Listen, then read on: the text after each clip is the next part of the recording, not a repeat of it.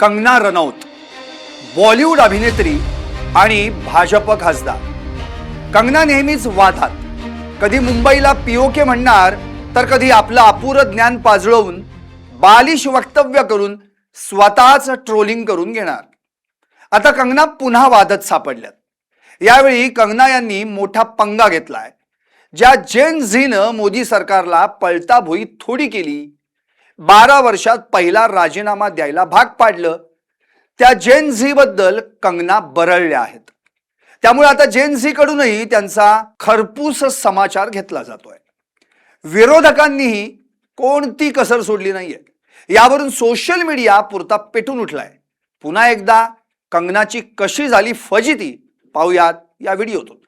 नमस्कार, मी संदीप आणि तुम्ही पाहताय LS मराठी.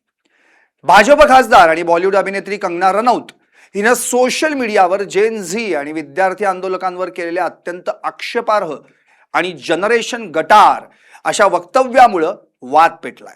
त्यामुळे पुन्हा देशातील राजकीय वातावरण कमालीचं तापलंय. विरोधक आणि तरुण पिढीकडून तिच्यावर चहूबाजूंनी सडकून टीका केली जाते.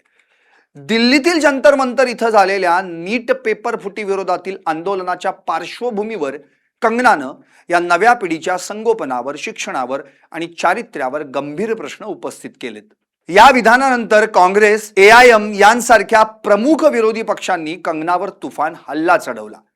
दुसरीकडे जेन झीच्या तरुणांनी सोशल मीडियावर कंगनाला तिच्या जुन्या वक्तव्यांची आठवण करून देत जोरदार प्रत्युत्तर दिलं. कहा था कि जो लोग वहाँ पे गंदगी फैला रहे थे. आप हमारे 75 ईयर ओल्ड प्राइम मिनिस्टर हैं, उनकी दिवंगत माता जी को, उनको इतनी गंदी गंदी भद्दी गालियां दे. हमने भी स्टूडेंट प्रोटेस्ट किए हैं. इतना हमें संकोच होता था, इतनी शर्मिंदगी होती थी कि हमें कैमरा में दिखाया जा रहा है, आगे एक स्टूडेंट को करके हम अपनी मांग रखते थे. कौन स्टूडेंट प्रोटेस्ट का हिस्सा नहीं बने? ये किस तरह के स्टूडेंट हैं और किस तरह की अश्लील बातें हैं, किस एंगल से ये लोग स्टूडेंट लगते हैं. आज इनके जो भी आगे चल के सुप्रीम कोर्ट के लॉयर्स होंगे या लॉयर्स होंगे, क्या इनके माँ बाप अफोर्ड कर पाएंगे? इनके खुद की तो हैसियत नहीं है अफोर्ड करने की. और हमें ये अब ट्रोल करे चाहे कुछ भी करे, 16 ईयर ओल्ड से जो है हम अपना करियर बना रहे हैं. माता पिता पर कभी बोझ बनकर नहीं रहे. और जिनके माता पिता बहुत ही कंजर्वेटिव है, हम जानते हैं कि हमारा हिंदुस्तानी समाज कैसा है. उनकी बेटियां ऐसे इतनी गंदे गंदी भाषा में बात कर रही हैं, समाज में उनकी क्या इज्जत रह जाएगी और उनको किस तरह की विपरीत परिस्थितियों का सामना करना पड़ेगा.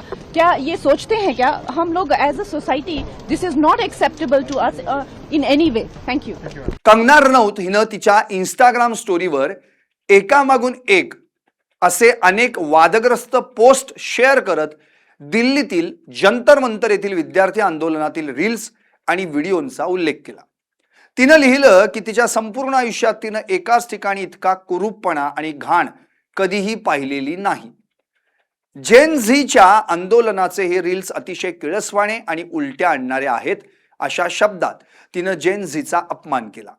ज्या पद्धतीनं हे तरुण बोलतायत आणि ज्या प्रकारची भाषा ते सोशल मीडियावर वापरतायत, ते प्रत्येक फ्रेममध्ये अत्यंत अस्वस्थ करणारं आणि असभ्य आहे असं म्हणत कंगनानं थेट आंदोलक तरुणांच्या आई वडिलांवर आणि त्यांच्या संगोपनावरच प्रश्नचिन्ह उपस्थित केले. तिने संतापून विचारलं की यांना नक्की कोण जन्म देतं आणि कसं वाढवतं. कंगनानं तरुण हिंदू महिलांना जनरेशन गटार म्हणत पाश्चात्य संस्कृतीच्या आंधळ्या अनुकरणाचा आरोप केला.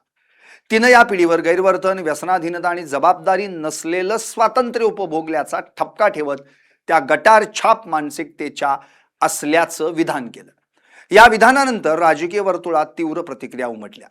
जिथं काँग्रेस नेत्या रेणुका चौधरी यांनी याला असभ्य भाषा संबोधलंय, तर इम्रान प्रतापगडी यांनी तरुणांना देशाचं भविष्य सांगत चोख प्रत्युत्तर देऊ असं म्हटलंय. AIMचे वारिस पठाण यांनी कंगनाच्या राजीनाम्याची आणि माफीची मागणी करत तिच्या शैक्षणिक पात्रतेवर प्रश्नचिन्ह निर्माण केलंय. भाई जगतापांनीही विद्यार्थ्यांवरील कारवाईवर कंगनाच्या भूमिकेचा निषेध केला. तर राष्ट्रवादीच्या जयंत पाटलांनीही कंगनाचा समाचार घेतला. जेन झी ही नव्या पद्धतीने विचार करणारी आक्रमक युवा पिढी आहे. त्यामुळे जेन झी त्याच्यावर सोशल मीडियावर प्रतिक्रिया देतील त्यावेळी कंगना राणावत यांना त्यांची चूक लक्षात येईल अशी प्रतिक्रिया राष्ट्रवादी शरदचंद्र पवार पक्षाचे आमदार जयंत पाटील यांनी दिली आहे. जेन झीच्या आकांक्षा खूप मोठ्या आहेत, त्यावर सरकारने विचार केला पाहिजे असं मतही जयंत पाटलांनी व्यक्त केलं. कंगना राणावत एक स्टेटमेंट केलं. कंगना राणावत काय जनरेशन गटार आहे म्हणते. जनरेशन गटार आहे, जेनजी नव्हे, जनरेशन गटार. असं बोलल्या?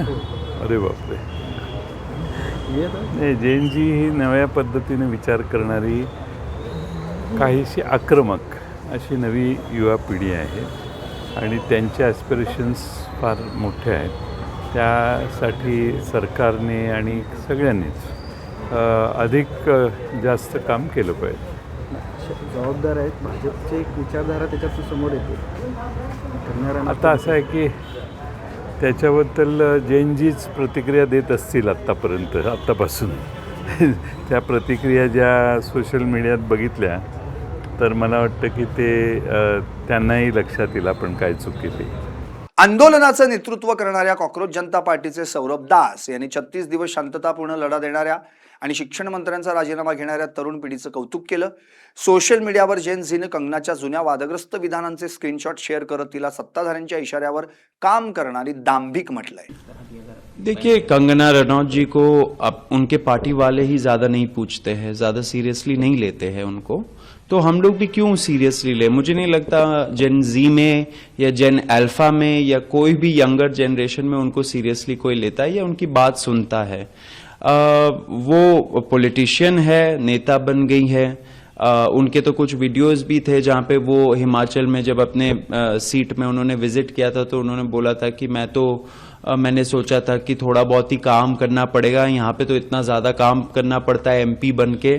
तो ये उनका सीरियसनेस दिखाता है. वो हमें अनसीरियस जनरेशन बोल रही है लेकिन उनका सीरियसनेस उन्होंने ही खुद को एक्सपोज कर दिया था.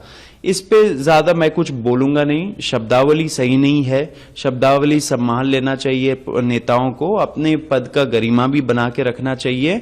आपसे कई गुना ज्यादा जेनजी ने इस देश के लिए किया है, कर रहे हैं. इस देश के लोकतंत्र में भरोसा फिर से जगाने का काम जेनजी ने किया है, आपने नहीं किया है. तो ये आप पेपर फुटी विरोधातील ऐतिहासिक आंदोलनाचा भाग असून विद्यार्थ्यांच्या आंदोलनानंतर केंद्रीय शिक्षण मंत्र्यांचा राजीनामा झाला होता. या पिढीला गटारछाप म्हणणं भाजपला आणखी महागात पडू शकतं, कारण तरुण मतदार आता अधिक जागृत आणि आक्रमक झालाय. याचे पडसाद निवडणुकीत उमटणारच. Bureau report, LS Marathi.